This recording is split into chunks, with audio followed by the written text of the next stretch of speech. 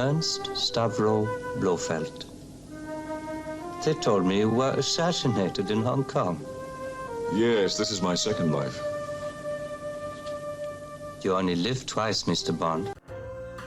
Today we're cracking the code of the 5th Eon Productions James Bond movie, You Only Live Twice, and looking to see where there are connections and relationships with other movies and other events, and at closely analyzing the title song.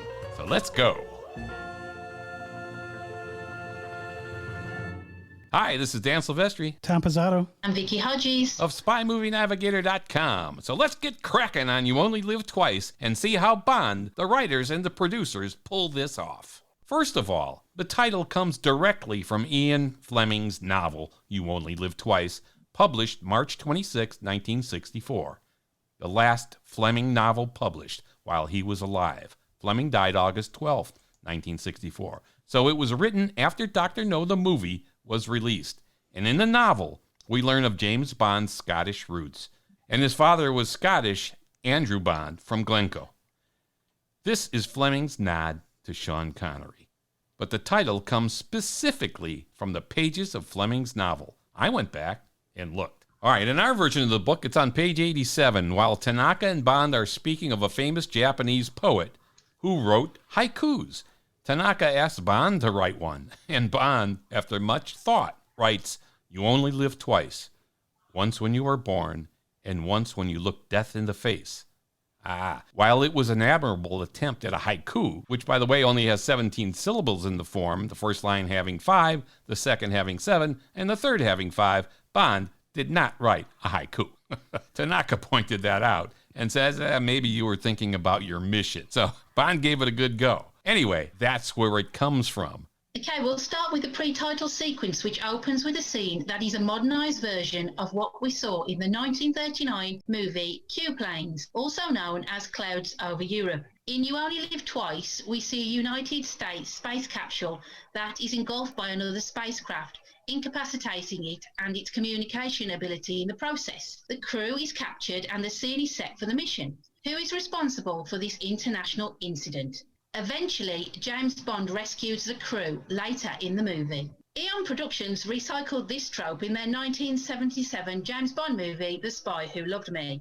In this movie, Stromberg's ship, the Liparus, swallows up the HMS Ranger and the Soviet Potemkin submarines. In the 1939 movie Q Planes, an organisation assumed to be the Germans incapacitates planes and loads them onto their ship. We later see Tony McVeigh rescuing the crew and a fight ensues. We have a couple of podcasts on Q Planes. Now, the purpose of them stealing the planes in Q Planes is to steal technology. In You Only Live Twice, it is to cause tension between the US and the Russians and have this tension escalate to a war between the two countries. Now, next, we see Bond in bed with a Chinese woman. It is a fold into the wall bed. She arises, flips the bed into the wall with Bond in it, opens the door, and gunmen come in and riddle the bottom of the bed with bullets.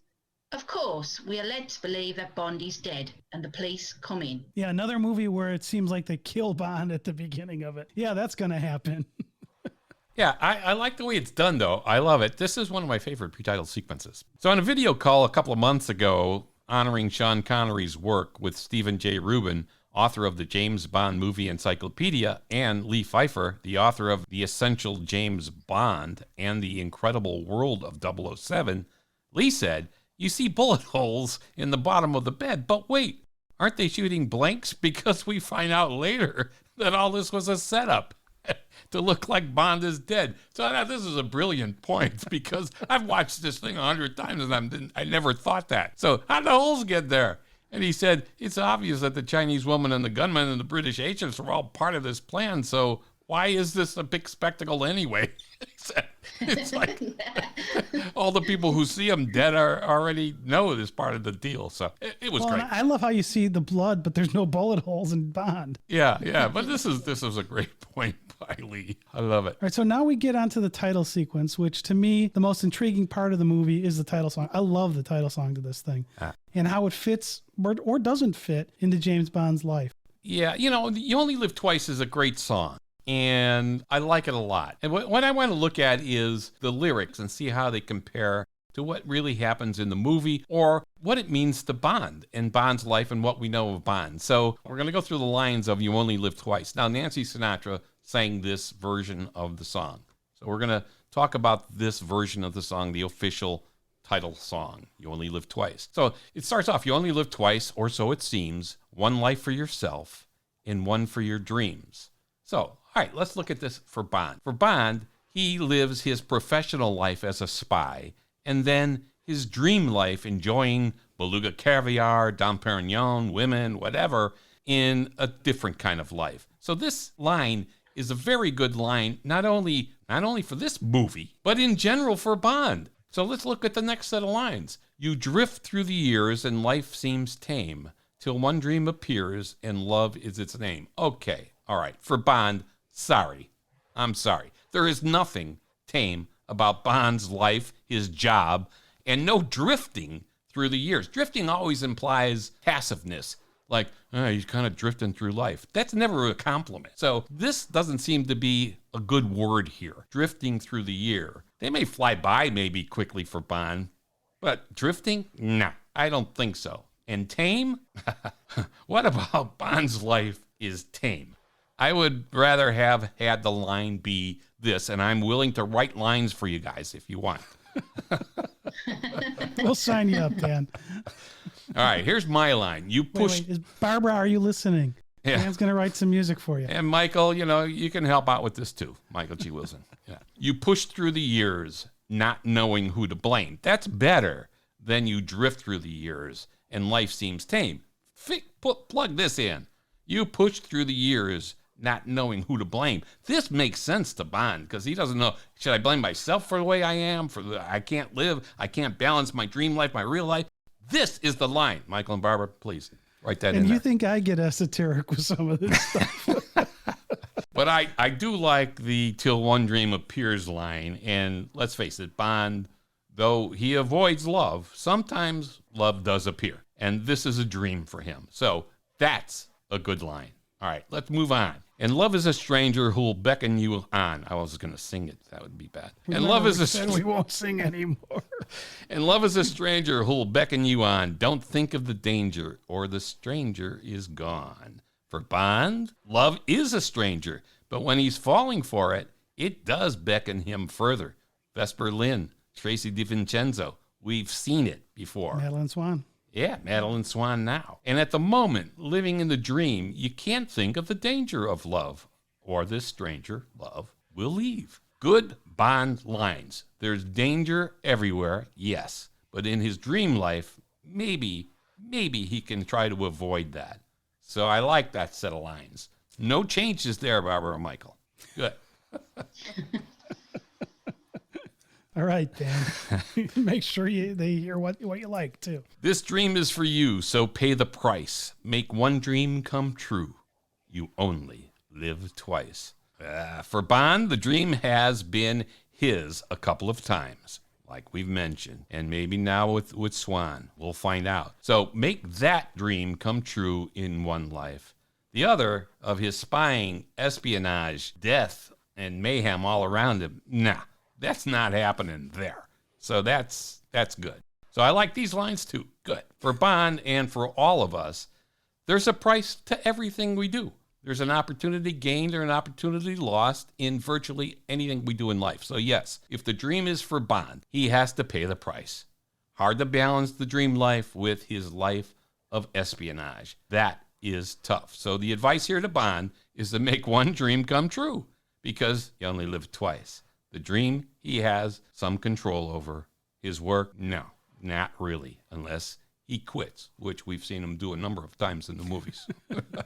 Yeah. Just when he thought he was out, they pulled him back in. So anyway, a couple of the lines repeat again. So overall, the lyrics are good for a Bond film, but there's really a story behind this title song. So there's an article by mi6-hq.com made 2017 for the 50th anniversary of this movie, and it's titled You Only Sing Twice. Good title for what you're going to talk about. Originally, they say Julie Rogers is who they wanted to sing this song, not Nancy Sinatra, and that indeed the British singer did record a version in 1967 It's often called the demo version, so you could look that up on YouTube. But it was indeed the full song recorded and presented to the producers.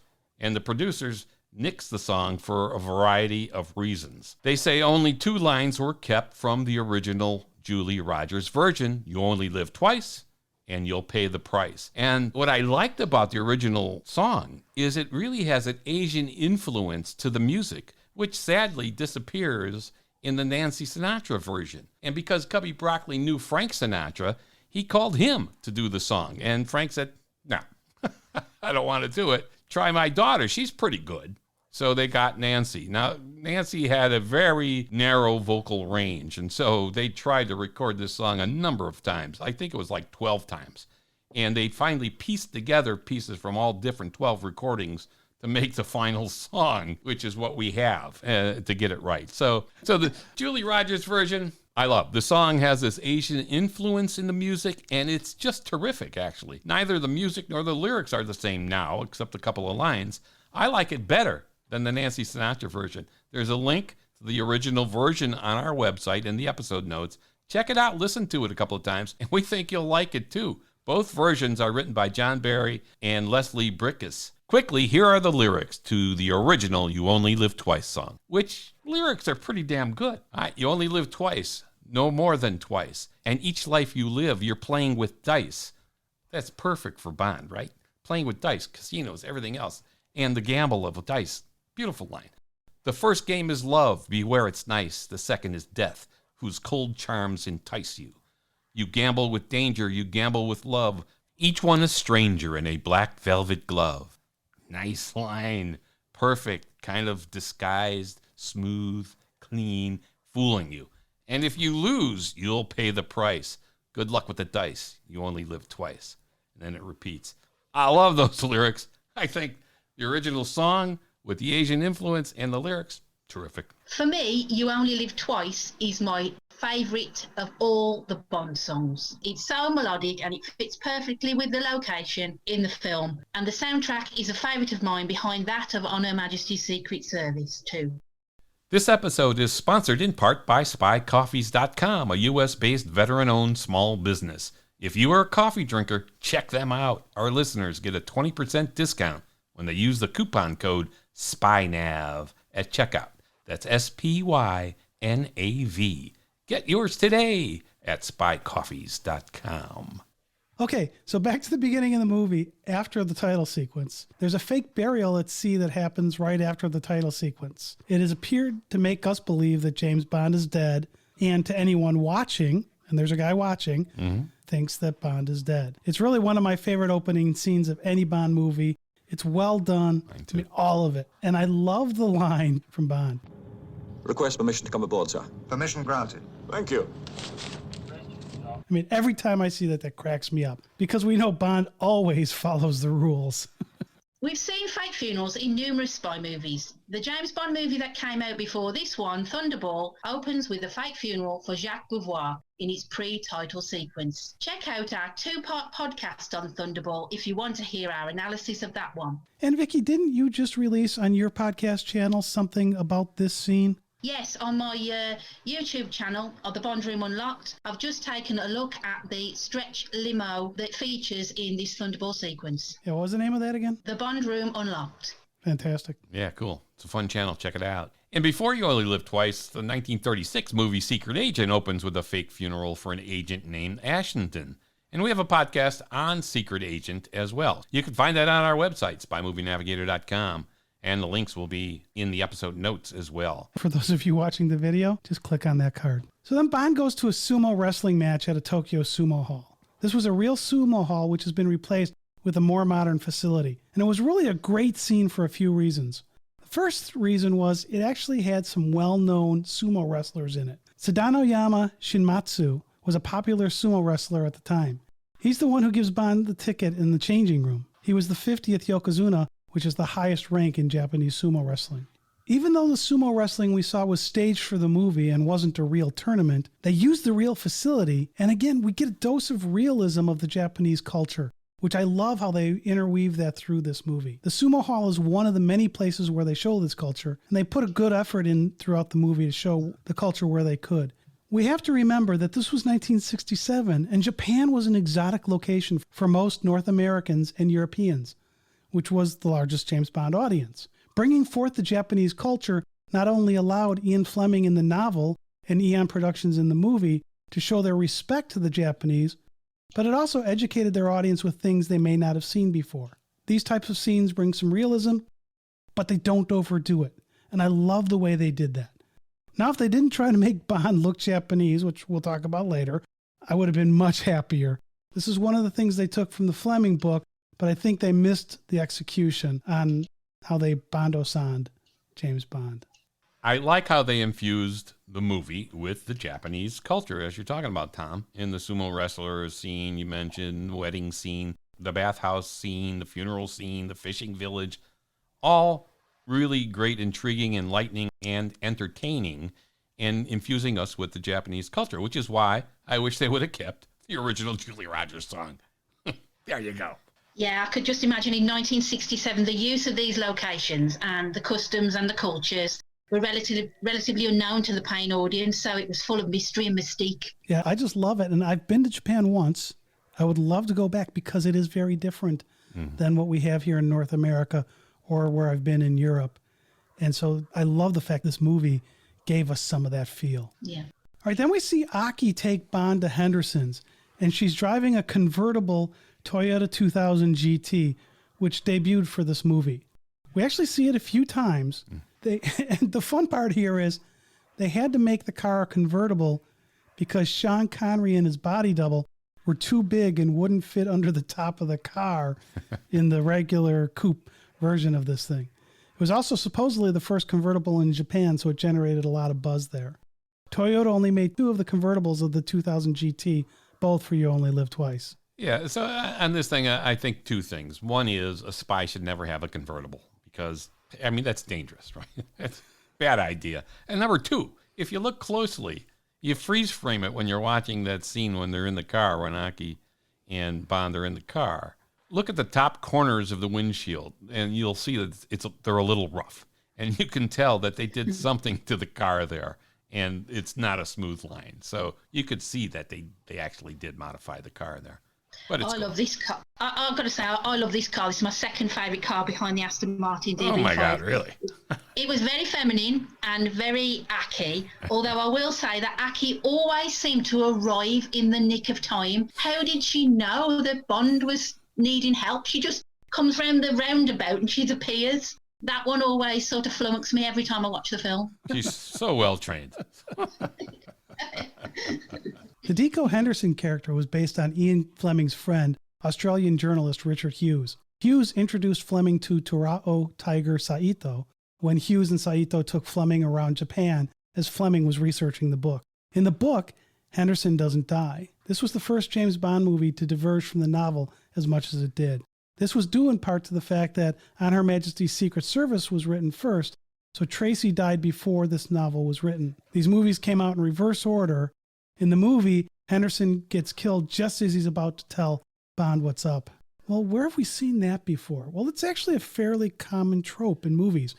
In fact, so much that the person dying mid-sentence is used as a cliche in this Broadway musical called A Day in Hollywood, A Night in the Ukraine. The show has a song called I Love a Film Cliche, and one of the cliches they talk about is this dying mid-sentence. Mm-hmm. And when I rewatched this movie before we did this podcast, I saw that happen, and it instantly brought me to that song from that musical. Yeah, and it's always the same thing if they say, well, meet me there at 10 o'clock. And by 10 o'clock, the guy's dead. Of course, it always happens. So they should never delay speaking whatever they have to speak. Although Henderson wasn't delaying there. He just got it. So when Bond goes to Osato Chemical for the first time, he gets into a fight with an Asian henchman. To me, this fight brought me back to the fight with Oddjob in Goldfinger. Did you know that the henchman was none other than actor, wrestler Dwayne "The Rock" Johnson's grandfather, Peter Maivia, who was a Samoan American wrestler himself? Oh, well, that's great. I didn't know that. I didn't know that either. Cool. Bond decides to break into the safe that he finds in Osata Chemical. Mm-hmm. It's a good thing he happens to have a safe cracker in his pocket. Of course, who doesn't carry one of those around? It's cool to see how this has changed in 2 movies. Remember how big that safecracker thing was in On Her Majesty's Secret Service? Yeah, but on Her Majesty's Secret Service, it was huge, but it was also a photocopier, and those at that time were not that small. So I'm going to let that slide. Okay, and that's Bond good has point. one of these in his pocket because he knows he might be trying to break into this guy's safe. So it's all logical. It's just like how Bond has the ninja suit later when they go into the volcano. Yeah, it's all planning. It's all planning. He's well trained. He knows what he needs. And Has Q, exactly what he needs. when he needs it. It's part of being a good spy. And he isn't showing good spy stuff when he falls down that slide and into the chair when he's chasing after Aki. I mean, where have we seen that before? Well, yeah. He's not looking good, like a good spy. And even Tanaka, which is the interesting part here, tells Bondson, hey, Bondson, he was surprised that it was so easy to lure Bond into his trap. So how good is Bond? I mean, come on. Very predictable. Give him a pretty woman and he's going to chase after her. Yeah. I mean, to the point of detriment, his own detriment. Yeah. But in this case, it turned out okay. She was on the good side. Bond and Tiger get on Tiger's private train. Tiger comments how he assumes M has something similar to get around in London safely without being seen. We've seen trains in many spy movies, and usually there is a fight on board, and sometimes outside of the train. From Russia with Love and Mission Impossible are examples of this.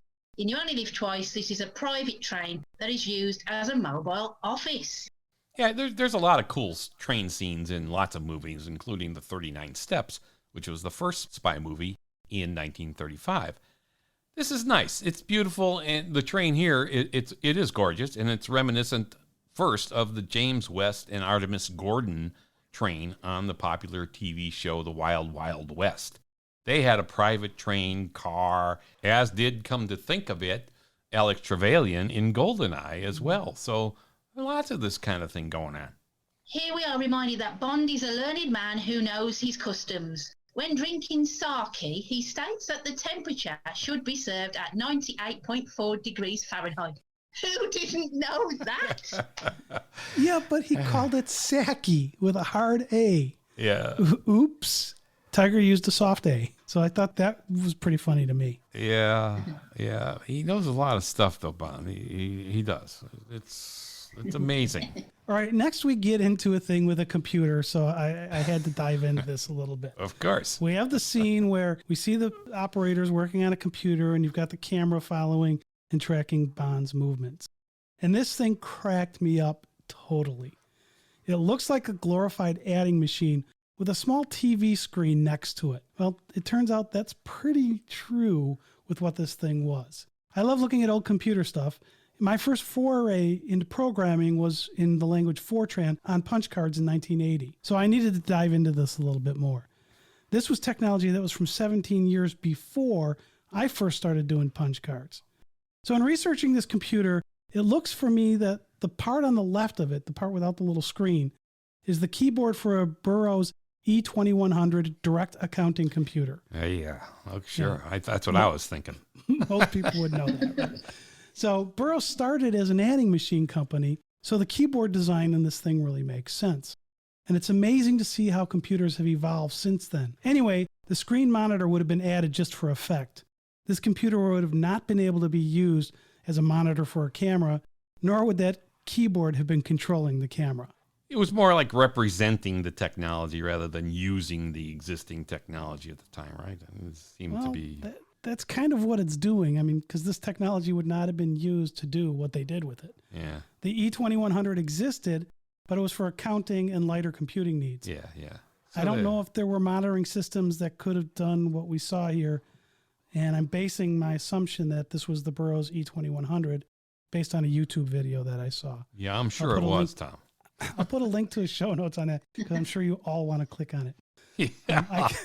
Because I want to know more about the E2100 for sure. Exactly. So, I mean, I could be wrong, but I'm pretty sure I spent a lot of time looking through this, trying to find out what that computer was. And I'm pretty sure I've got that right. Okay. And Burroughs is now called Unisys. And just kind of to close that up. So if you're looking for Burroughs and it comes up Unisys, you now know why. Yeah. Many people will be looking that up, I'm sure. All right. Osato asks what happened to the previous managing director, Williamson. When James Bond tells him how Williamson dies, Osato says, "Ah, so, how shocking." I like the callback to the pre-title sequence in Goldfinger. Shocking, positively shocking. Yeah, in Goldfinger, it was a great line because the guy gets electrocuted in the bathtub. So shocking is perfect. That's a perfect line for that. So there are a couple of comments about smoking in this movie. And the first one comes up in this scene when Bond's talking to Osato. And Osato says he should give up smoking. Now, maybe that line was only there to get to the line about liking a healthy chest. Yes. But smoking was very common with the Japanese people at this time. So it doesn't seem to be culturally accurate to me. My understanding, based on my research, is that back in 1966, up to 83% of all Japanese men smoked. Now, that's dropped dramatically since to just under 30%. But back in 1966, it was 83% of the men smoked. So we also have to remember that Ian Fleming smoked, which is why Bond smoked. So the Bond character over the years has changed in the films concerning smoking. Connery and Lazenby's Bond smoked cigarettes. Roger Moore's moved to cigars. Dalton brought back cigarettes. And Brosnan and Craig don't smoke in the Bond movies. However, Roger did smoke a lot of cigarettes in The Saint. Always. Well, actually, I'm going to stop you there. In Die Another Day from 2002, we do see Bond smoking a cigar as Jinx emerges from the ocean. Maybe this was a highlight to Havana and Cuban cigars, because the Cuban cigar is later seen in the mouth of Raoul, an intelligence operative that Bond meets in the same film. True. Good Good point. And so you got point. all these statistics that Tom highlighted here with the smoking statistics and everything. And then you have the concept of they wrote the scene for the healthy chest line. That's really what they did. I mean, so Osato's definitely setting up the line for the healthy chest for the writers because that's what they wanted to do. He also sees that Bond's carrying a weapon because he's got the x-ray machine on him constantly. And so not wanting to refer to the gun he sees, but wanting to let Bond squirm a little bit maybe, he says, "You are taking a risk right now." Then he throws in the cigarette line. So it's good. Well, if they tried to do that today, the movie rating industry added smoking to its rating criteria. So it's possible they wouldn't have been able to get a PG-13 on this in the U.S. They may be doing ours based on the amount of smoking that gets done in the movie. Yeah, so this was 67, though, Dan. And again, if they were trying to be culturally accurate, 83% of the men smoked. No, they wrote it for the line. They didn't give two shits about the percentages. They wrote the scene for the chest line. Period. That's it. But there's another comment later about Bond smoking too much. That Tiger uses. Yeah, and there's no chest line associated with it. Tanaka's cigarette line is there, so Tanaka can say, "This cigarette can save your life because it shoots a propelled bullet and can be used as a weapon." So there you go. The scene where Bond and Aki are escaping henchmen from Osato Chemicals has a nice callback to Goldfinger.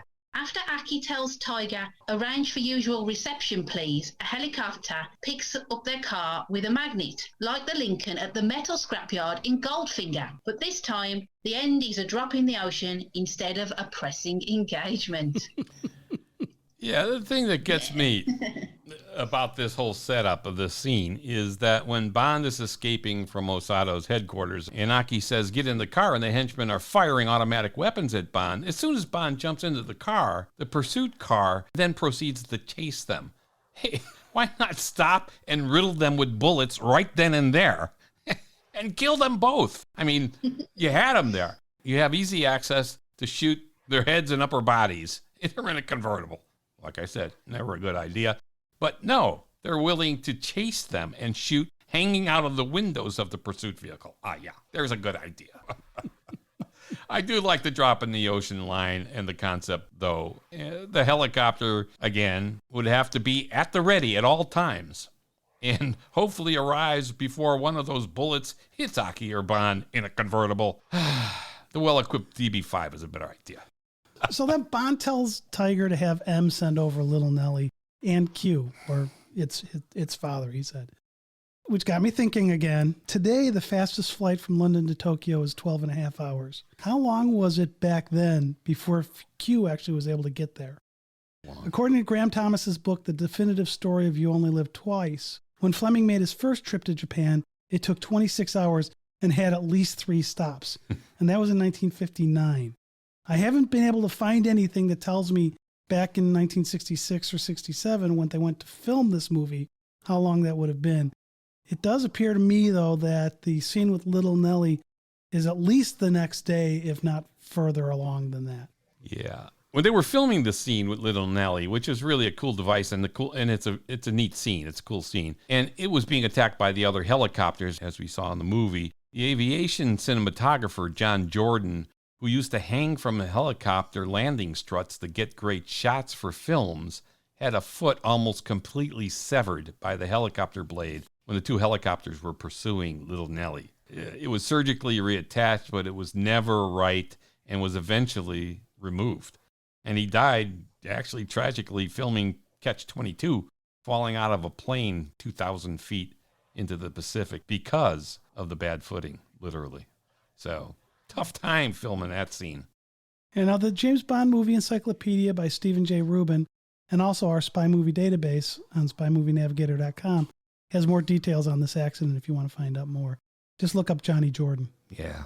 Okay, Bond gets into a fight at the docks. Bond, played by Connery, shoots a henchman on the stairs who has something non-gun-like in his hand. He has no quip at this point. However, I can't watch this without thinking of the movie The Untouchables, where Connery says, "Isn't that just like a wop brings a knife to a gunfight?" Connery doesn't shoot him in The Untouchables, but you wonder if that scene in You Only Live Twice influenced the writing of The Untouchables. I'm always amazed at how often those pursuing Bond or those who want to incapacitate him or kill him are so ill-equipped with weapons. Or how poor they are at firing them if they do have weapons, because they can never hit their target. It's frustrating to watch this kind of stuff and think, okay, Bond's got guns, these guys have billy clubs, whatever.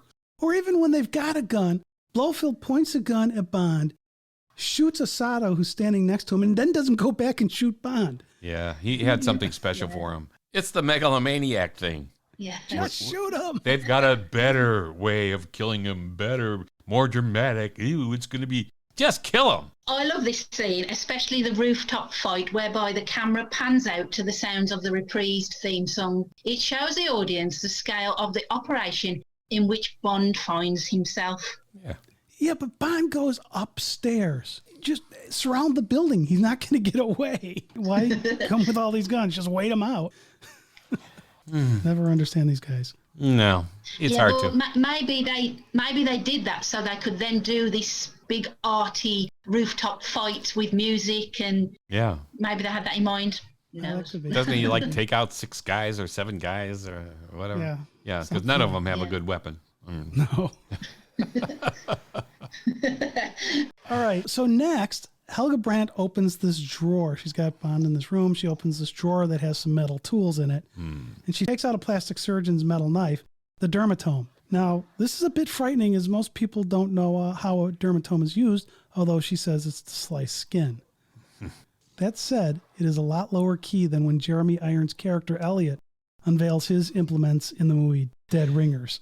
I love the glint of the light off of the blade when she first pulls it out. That's really a nice cinematographic touch. But I also wonder why she flipped over to the good side so quickly and cut Bond loose, or so it seems.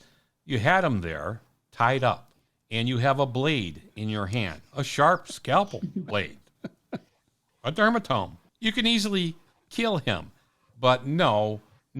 Let's put him in a plane, trap his hands, and parachute out so he can crash and die.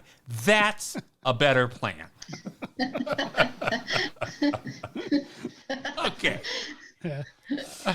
Okay. These guys never learn. No. All right, when we see Little Nellie, we talked about it a little bit before, Tiger mocks it and calls it a toy helicopter. In real life, it's an autogyro. This is a real thing. It was designed and built by former RAF Wing Commander Kenneth H. Wallace. Wallace also flew it in the movies. This is a more sophisticated autogyro than the one we saw briefly in the 39 Steps that we mentioned a while ago, the first spy movie back in 1935 that was chasing Hanny. One thing way advanced from what ends up as a reality years later is how the spaceship lands inside the Volcano rocket base. Now, we all know the Volcano Ken Adams set was fabulous. It cost $1 million. Amazing Yeah, set. it cost $1 million to build in 1967. That's a lot of money. That's not how NASA or Russia was planning to do spacecraft re-entry when this movie was created. It wasn't until the space shuttle in 1981 that reusable flights from orbit really occurred. There are a few companies, most notably now SpaceX and Blue Origin, that have successfully recovered parts of rockets for reuse, like the first stage rocket and so on. The SpaceX rocket's first stage flies back to its target and returns and looks somewhat similar to what we see in this scene in You Only Live Twice, without the visible cables, of course. Although that's recovering the rockets, the astronauts will still splash down. You can see how this looks today if you look at the video in our show notes on the Falcon 9. This whole concept is odd, to be sure. Number one, that an independent terror organization like Spectre has the resources both technically and monetarily to have much more sophisticated technology than huge countries like the Soviet Union and the United States. And two, when you see the rocket land in the volcano or is about to take off from the volcano, there is no way it's large enough to capture and swallow up a space capsule. But willing suspension of disbelief must be activated often in Bond movies, so switch it on. Of course, the Blofeld headquarters in the volcano was supposed to be the Shinmoadaki volcano, a real volcano. It's assumed it is a dormant volcano as opposed to an extinct or active volcano. But the real volcano has erupted in recent times. 1959, 1991, 2008, 2009, 2011, 2017, 2018, and 2020. Not exactly dormant. That could have really ruined Blofeld's plans. Yeah. I love how Bond films use the element of swallowing vehicles throughout the films. We see it in The Spy Who Loved Me with the Liparus, of course in You Only Live Twice with the rockets. In Tomorrow Never Dies, the CVAC drill creates a hole in the side of the HMS Devonshire and the ocean swallows it. It's as though the villains want to consume everything in their path. Okay, then Tiger shows Bond the ninja training school. And although ninjas have been in movies starting back in the silent movie days, first was probably something called Jiraiya Gogetsu Monogatari. Many movies including ninjas, but You Only Live Twice was one of the first mainstream movies to feature them that was released outside of Japan. In From Russia with Love, the sequence after Kronstein and Klebb leave Blofeld's office has Klebb walking with Morzeny to meet Red Grant. That training facility is similar to this without the ninjas. The book From Russia with Love was published in 1957, so it's unlikely the two scenes were related, but there is some similarity, at least with what we see in these two movies. Tiger then has a scene with Bond that is very reminiscent of the Q branch sequences in other Bond films. Tiger shows James Bond something he called a rocket gun. I thought that it was just a fictitious prop, but nope, that was a real gun at the time with his odd-looking microjet, what would normally be called a bullet. But this is where the magic and the problem with the gun was. The microjet accelerates after it leaves the gun. It's cool to watch because you can see the microjet kick in on the videos as the bullet accelerates. However, they couldn't manufacture a consistent burn rate on the microjet, and there was no rifling in the barrel because the acceleration happens after the round leaves the barrel. So it was just moving too slow to spin consistently by rifling. This made the microjet fairly inaccurate, and judging how far you could shoot it, it was tough with the inconsistent burn times. If you go to guns.com and search gyrojet, you can see the real thing.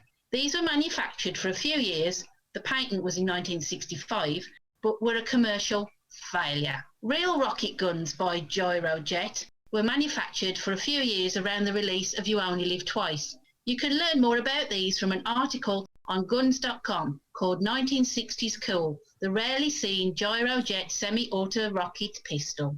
And I'll put a link to that in our show notes. Now there's an even cooler video that shows the pistol and the rifle variant of this gun being fired. Testing gyrojet rocket guns. Why were they a commercial failure? And again, we'll put that in the show notes. This gun is also seen in the Matt Helm movie Murderer's Row, which came out a year before You Only Live Twice. Then we get another smoking comment, this time from Tiger. He makes a crack about Bond smoking too much as he shows him the cigarette that shoots out that exploding load. Yeah, we mentioned this a little earlier. Again, the crack seems out of place in Japanese culture at the time when smoking was prevalent among men. Remember, Tiger says, it could save your life, this cigarette. That line saves the scene. That's it. Yeah, but the cigarette comes in very handy for Bond later. It does. Reminds me of the wrist weapon in Moonraker, shooting the dart. It's like, hey, Yes. you got to have these things somewhere. That's good. Yes. Bond gets fake married to Kissy. You do get to see part of the wedding ceremony itself. This was another scene exposing us to Japanese culture, and it was really cool because the Japanese wedding is a little bit different than what we see here in North America, at least. Mm-hmm. Now, according to Graham Thomas in that book that we referred to earlier, this wedding was done very authentically, but the marriage wasn't real. I mean, it was a sham to make it look like they got married, much like they did the fake burial at sea at the beginning of the movie, trying to make people think one thing when that's not the reality. Now, we did see Bond get married in the next movie, On Her Majesty's Secret Service, but remember that On Her Majesty's Secret Service, the novel, came out before You Only Live Twice. Well, we didn't see Bond get married in On Her Majesty's Secret Service. The scene actually starts at the reception after the ceremony. But James and Tracy did get married in that movie, unlike Bond and Kissy, who got fake married in this one.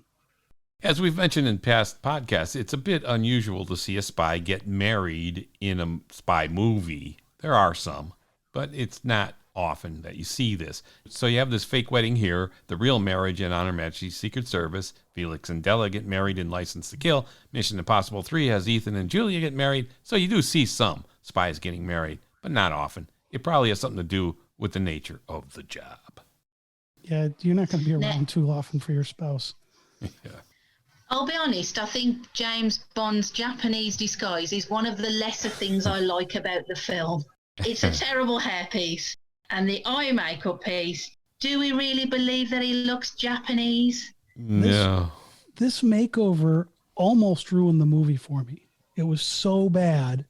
And I was just so turned off with it. But there's a lot of this movie I really like. But this really turned me off how they did that. Yeah, he didn't look Japanese, and I don't know who they were trying to fool. I guess, everyone watching. I don't know. Yeah. Plus, he's what, 6'2" in real life? Yeah. Yeah. He was hunching down, too. You could see him hunching down, trying to look shorter. Okay. All right. So after the wedding, they go to Kissy's place, and he's trying to seduce Kissy, and he says to her, "But we must keep up appearances. We're on our honeymoon." And her response is, "No honeymoon. This is business." And it got me thinking, did Mario Puzo use this line to help him create the wonderful line from the movie from 1969, The Godfather? It also appears in the 1972 movie. You know the line. It's not personal, Sonny. It's strictly business. Yeah, well, this reminds me of perhaps my favorite Bond villain, Franz Sanchez, played by Robert Davi, of course, in the 1989 Bond film License to Kill, when they're about to feed Felix Leiter to the sharks. I want you to know it's nothing personal. It's purely business. I love Robert Davi in that role. So it comes back in another Bond movie. There you go. And I've got to believe that all three of them were connected to this line in You Only Live Twice. And she actually says it twice in this movie. So I think it's a fairly important line, and it's one that most people associate with the Godfather version, yet this preceded it. Bond and Kissy go to the cave that had that phosgene gas. This gas was actually used in World War I by the Germans, and they injured more than 1,000 British soldiers, and 12 of them died. It was responsible for 85% of the chemical weapons fatalities in World War I. Now, we've looked, and we've not been able to find anything other than documentaries on World War I in the movie world that actually mention phosgene gas. This is the only movie that really covers it. So it's kind of an interesting twist that they would pull this gas out as the villain in the cave. Yeah, but again, the writers, Eon writers, they cleverly worked this gas into this movie, and it was a real gas. And that's what I love about Ian Productions and their writers. They do look for events and things from the real world to make their movies more topical and more realistic in a sense. So I love that they do that, and it's great. So I love that it's in there. Yeah, I do too. In Blofeld's lair, one of his possessions is a Madonna of Hans Holbein oil painting by Hans Holbein the Younger. In real life, this painting sold at auction in 2011 for $70 million. The painting in the movie is very dark and not nearly as colorful as the original, especially around Madonna's head. It had hung in the Darmstadt until 2003, although there was a copy of it made in 1630.